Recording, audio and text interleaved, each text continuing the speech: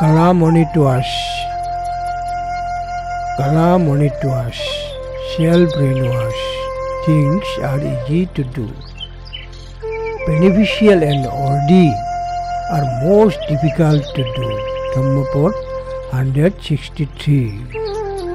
Those actions which are bad and harmful to one's own self can be very easily done. But if some action is good for one's own self, it is also right. Certainly that kind of action will be found to be extremely difficult to do. Easy is what is bad to do, what is harmful to oneself.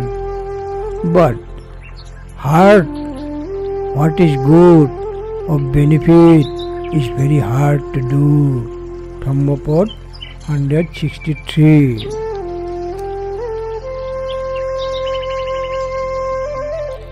Shukorani asadhuni uttano ohitani so wong oye hitonchor sadhun sotong oye paramod dukkorong. Dhammapad 160.